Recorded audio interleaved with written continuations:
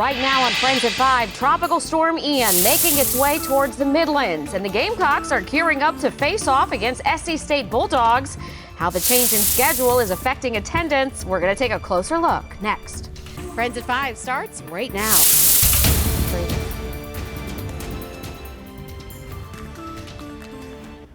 All right, we want to start with a look in Venice, Florida. Now, this is something we say all the time. That is a road, and we say do not drown, turn around, as you saw a car there trying to navigate the deeply flooded roads in that area. Disappointing to see, so dangerous to do, as we learned here the hard way back during the great floods here in the Midlands. But thank you for joining us today for Friends at 5. So much to get to. I'm Andrea Mock. And I'm Darcy Strickland. You can see the devastation behind us in Florida. We're talking about Hurricane Ian and the impact it could be having on the Midlands. Chief Meteorologist Efren Afante is standing by now in the Weather Center with the very latest. Efren. Ladies, we just literally got the update from the National Hurricane Center about 2 minutes ago. Tropical Storm Ian. Yeah, of course, absolutely. And Efren, if we could see that map one more time, where we were looking at exactly where we expect it to make landfall, and then explain to our viewers, if you can, how that's going to differ. How will that change things for us here in the Midlands if it makes landfall more near Charleston or if it makes landfall more near Myrtle Beach? That's a great question because people are going to be asking that. Quick question, Efren. We currently are under a tropical storm warning. People are wondering what that means in layman's terms. It's a very good question again because a lot of people are going to be asking that. Yeah, we know those sustained winds can certainly be dangerous. Thank you, Efren. We just can't hear enough from you today. Honestly, we'll check back in with you in just a little bit. But now we have to turn our attention to what the governor had to say at his press conference. For those of you who were watching within the last hour, you saw that governor's press conference live right here on WLTX. J.R. Berry is continuing our team coverage. He's in the studio now with more on what the governor had to say. Well, the governor says we have seen some stronger hurricanes and some weaker ones, but that all of these storms need to be taken seriously. Sometimes, he says, residents get complacent, and now is not the time to do that. The governor also urging residents to be prepared ahead of the storm, especially residents who live along the coast.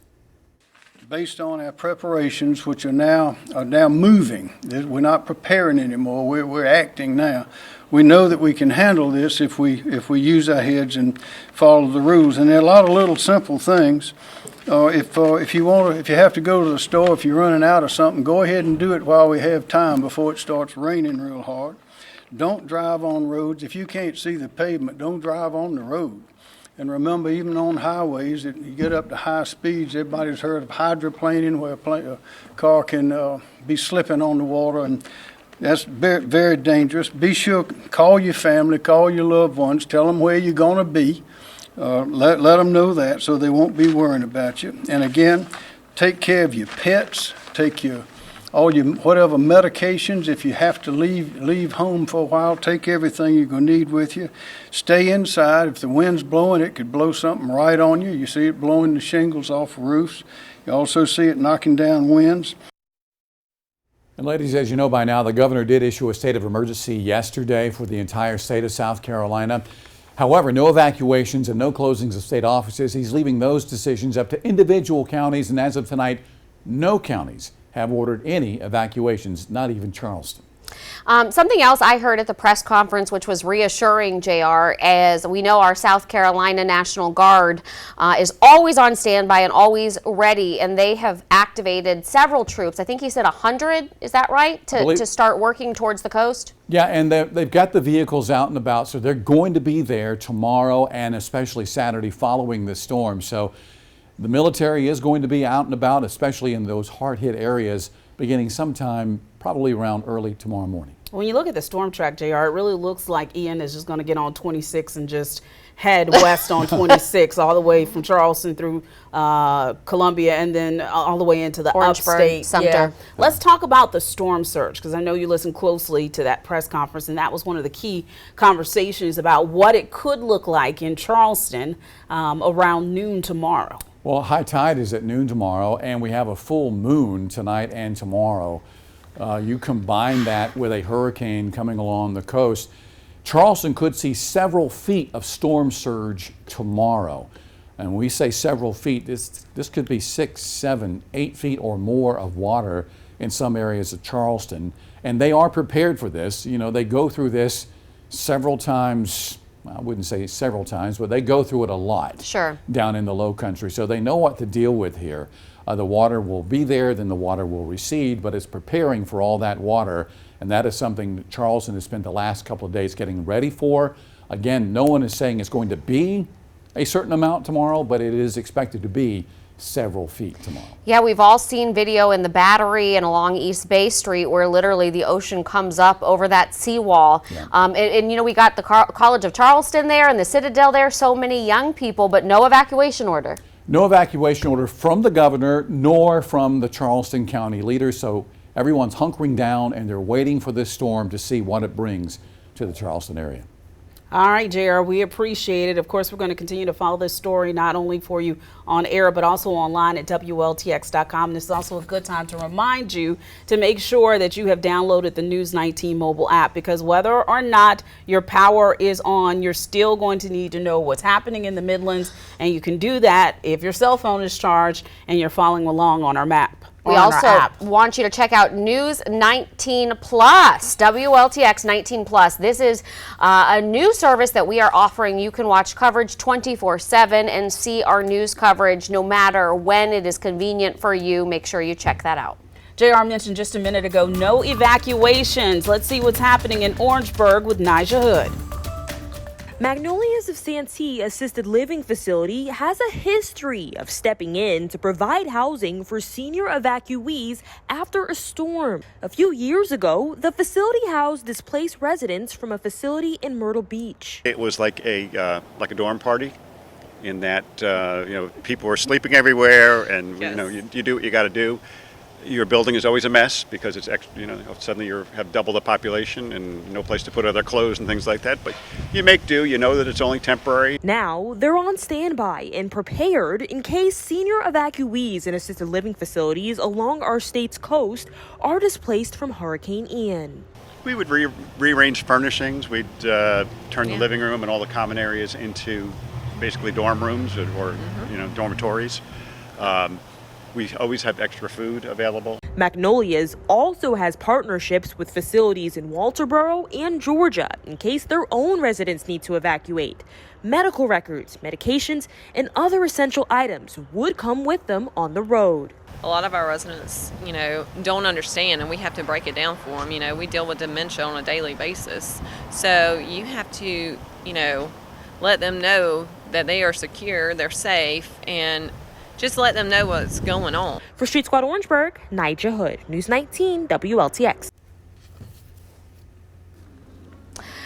All right, let's take a look now at our friends down in Savannah, Georgia. They're another area, of course, right on the water, if you've been there on the river, and they are preparing, getting sandbags ready at the entrance right down there on the waterfront.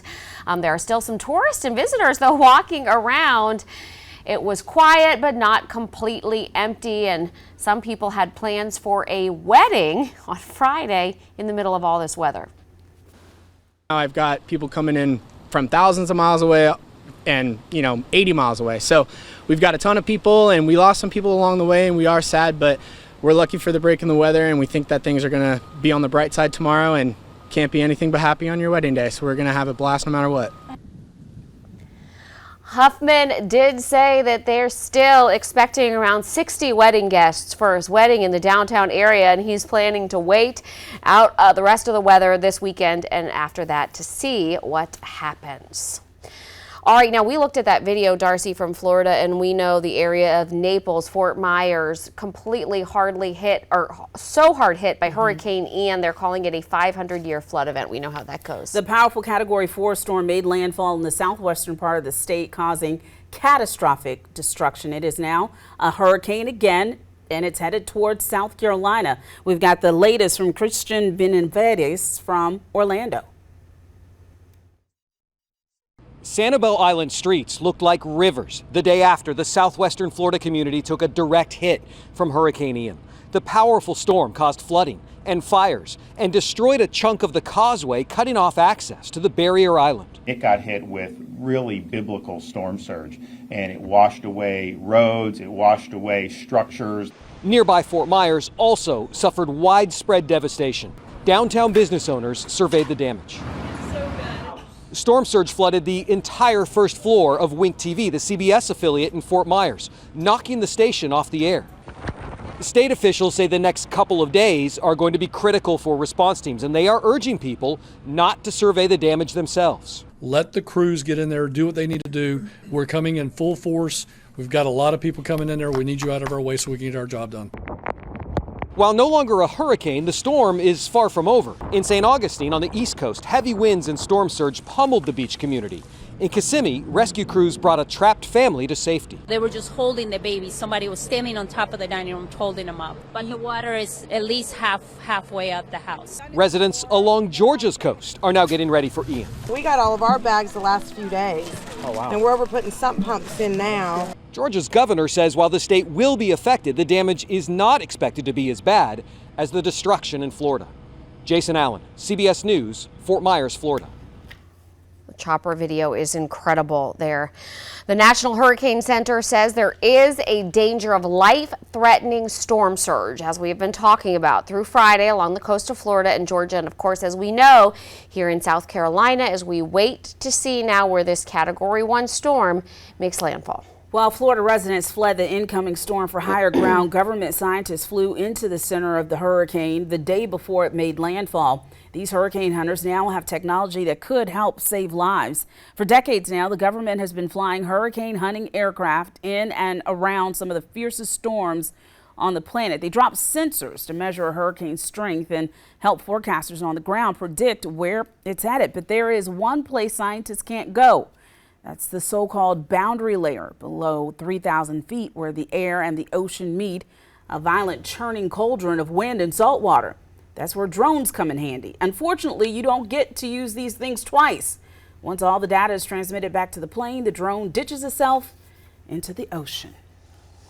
All right, now in Washington, President Biden addressed the ongoing federal response to Hurricane Ian during a visit to FEMA today, and he personally thanked the workers there at FEMA after he received a briefing, which is now again a Hurricane Ian. It is now a Category 1, once again not a tropical storm. Biden says he also plans to go to Florida to thank rescue workers in person when conditions allow him to get down there safely. Meanwhile, lawmakers also pledged to do everything in their power to assist those affected. Biden says he wants to go to Puerto Rico and is committed to helping the island recover. As of right now, federal disaster funding for Puerto Rico has already been approved. More than 1,000 federal response workers are on the island.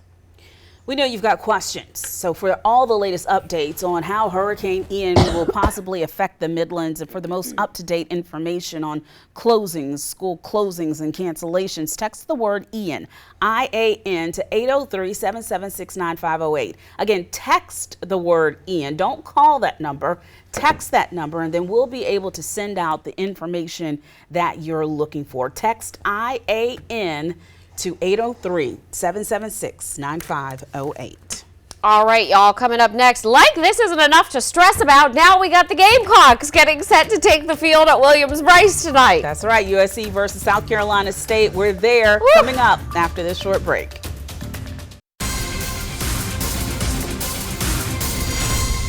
The South Carolina Gamecocks take on South Carolina State University Bulldogs in less than 2 hours. Yeah, it's amazing to me how they could change a game with 70,000 fans and two teams in just a couple of days. But hey, they're doing it. News 19's Chandler Mack is at Williams-Brice Stadium and has a preview of the matchup.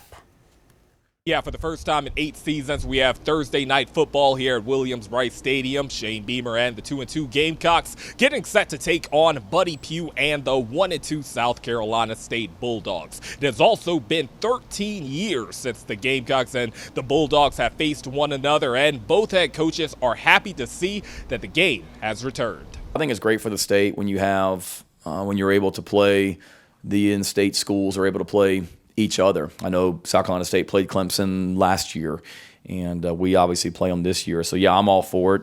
You know, it'll be fun to go up and match with and the match with those guys. It's always fun for our players to get a chance to play, you know, in that environment, in front of that crowd.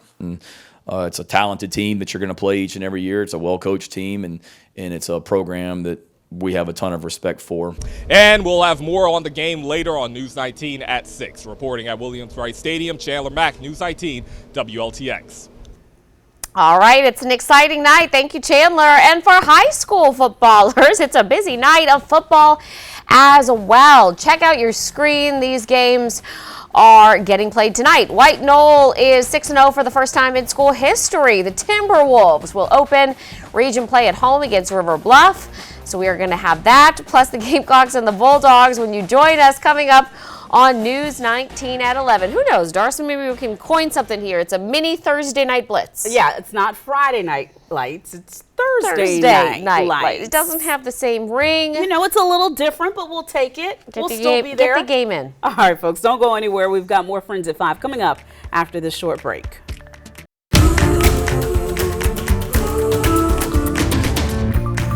Thanks for joining us for the second half hour of Friends at 5. I'm Darcy Strickland. And I'm Andrea Mock. Believe it or not, we are going to talk about football on a Thursday night. Kickoff for USC and SC State football is just about 2 hours. Actually, it's less than 2 hours away now. Oh, yeah. We're at an hour and a half. Yeah. I'm so good at math. And, of course, the game has been rescheduled. It was supposed to be Saturday at noon. It was going to be a day game, early tailgaters. And now I don't know what those stands are going to look like tonight. News 19's Nate Stanley spent the day at Williams-Brice and has more on how businesses and fans are adapting to the game change. Thursday game day does not have the same ring as a Saturday in South Carolina, but as you can see, that didn't stop some fans from getting here early this afternoon to kick off their tailgate.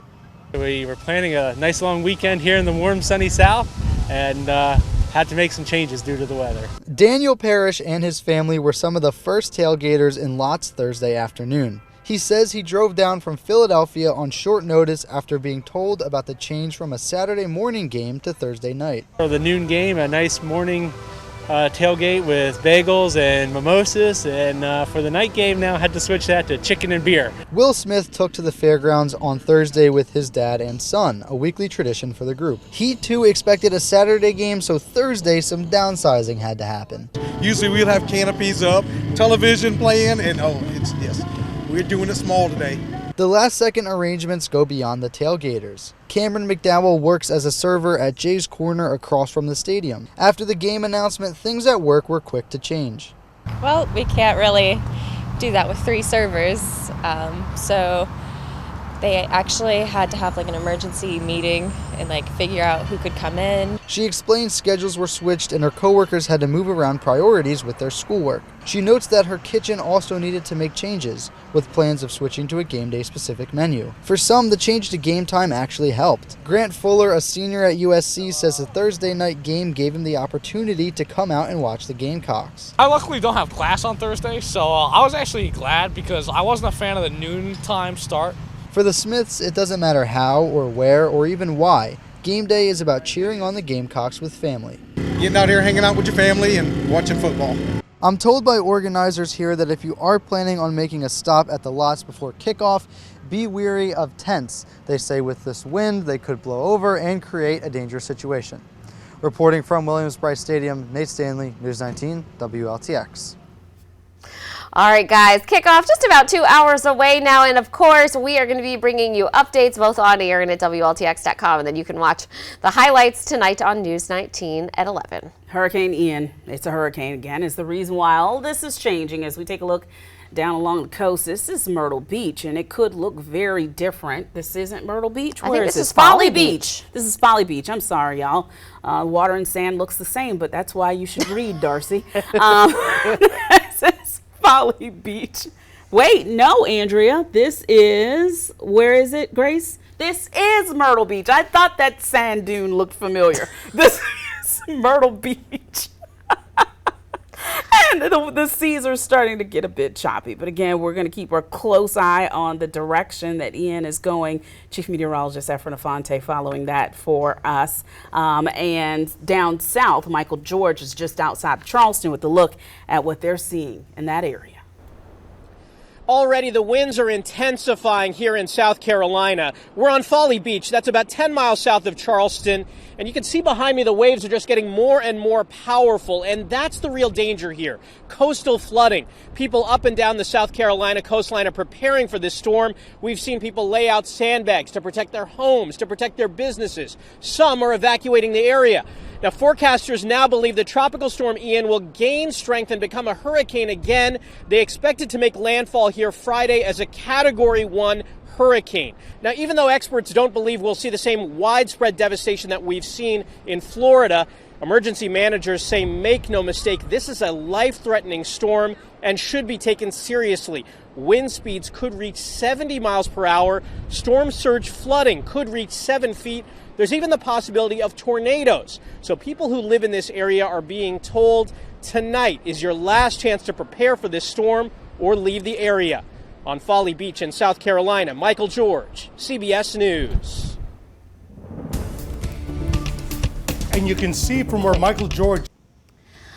Let's just talk about really quickly how we just went from a hurricane to, or how we went from a tropical storm to a hurricane, and what that warm ocean water and air does to strengthen it. It's remarkable because usually when you have any kind of tropical cyclone on land, it falls apart. It needs two big things, water and it.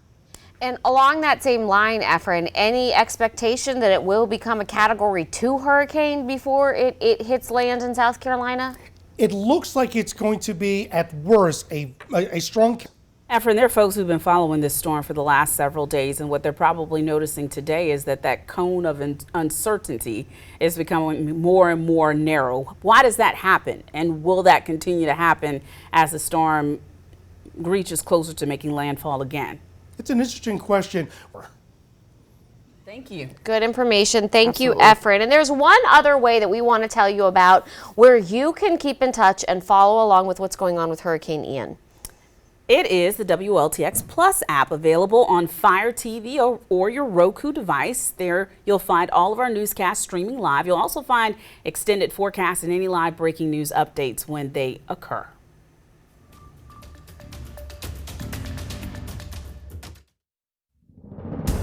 Hurricane Ian is expected to bring heavy rain to the Carolinas tomorrow, which is forcing many weekend events to be postponed or even rescheduled. News 19's Becky Buds has more. Downtown Winnsboro is normally setting up for its annual Rock Around the Clock festival. We have exhibitors, we have a bunch of food trucks, we have people selling arts and crafts, we have a children's area. Instead, Congress Street sits empty. Gene Stevens with the Fairfield County Chamber of Commerce tells News 19 potential rain and gusty winds from Hurricane Ian have forced them to cancel the event for the third year. Our first priority is safety for our citizens, and I'll be honest, we're not going to relax on our standards to accommodate that. It's disappointing for residents like Jennifer Conaway, who've attended the event for nearly 20 years. And all the merchants always are so excited and supportive, and to have it canceled because of something totally out of our control for the third year, yeah, it's heartbreaking. Also impacted by the weather, Newberry's Oktoberfest, which is being postponed until October 15th and 16th. There's just a lot of things people look forward to, whether it's the shopping, whether it's the children's games, whether it's the German food, and it's something we can't let slip by. Newberry Mayor Foster Sen says the event draws in nearly 20,000 people every year. Our small businesses and so many entrepreneurs really count on it. I mean, this and the Christmas season probably helps make the year for a lot of them. Other events being postponed include Blythewood's Oktoberfest and Sumter's East-Steam Festival. Events such as the lower... We apologize. It appears that we're having a little problem with that story. But again, if you want to know more about things that have been postponed and rescheduled, go to our website. That's WLTX.com. Stay with us. There's more Friends after the break.